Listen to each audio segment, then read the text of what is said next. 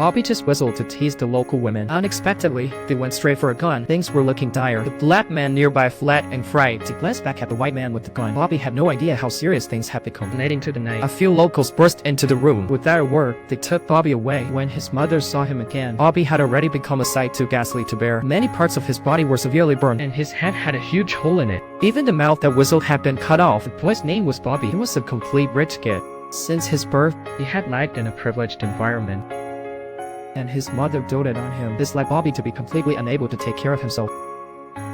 His mom chose to send him in summer to work on his uncle's farm. Before they left, his mother specifically held him back and said earnestly, "The rules are different in the north and south.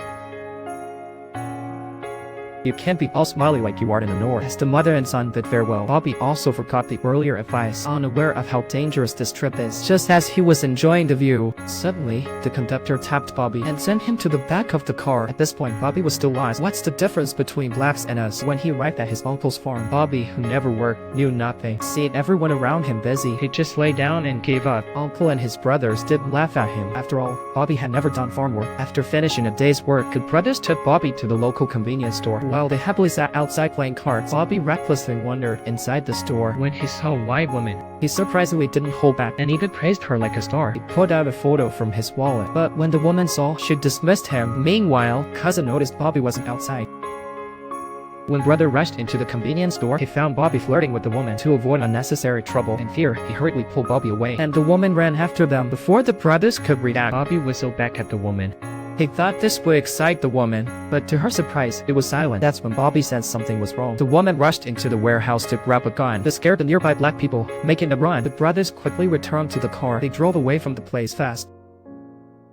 She didn't pull the trigger, but this already sentenced Bobby to death. After leaving the corner store, cousin began to question Bobby. "Why did you whistle just now? This is the South, and it's a white man's world. Bill laws grant freedom rights to black people. In the South, black people still have to respect whites."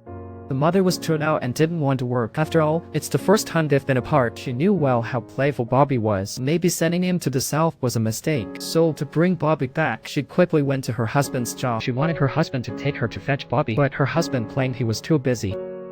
When Bobby returned home with a couple of cousins, they didn't honestly explain what happened earlier until deep night. Suddenly, a knock at the door. Uncle heard it. Clueless, he opened the door. Before he could ask a thing, a few intruders rushed in. After searching the room thoroughly, they found Bobby. Without hesitation, they dragged him away. They even threatened Uncle with a gun to keep silent to protect his own child. He dared not make a sound. He could only watch helplessly as the intruders laughed. After putting Bobby in the car, thus, Bobby was tormented by the man all night. Though there were witnesses present, all of them were black too. He didn't dare to speak up. Soon after, Uncle told Tare what happened to Bobby. He informed Tare. After learning about this, Tare was frantic to find Bobby.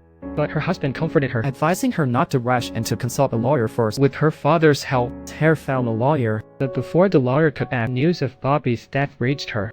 Unable to handle it, Teal fainted on the spot. When she woke up, the lawyer got Bobby's story in the paper. This made the white officials give back Bobby's body. Sure enough, the officials buckled and returned Bobby's body. On the day they got the coffin, Teal cried her heart out. She didn't get it. She wanted her son to train. She never expected it led to a final goodbye. Looking at her battered son, she couldn't imagine the pain he endured in life. As she gradually calmed down, Teal vowed to take revenge for her son. She couldn't let her son die unjustly like this.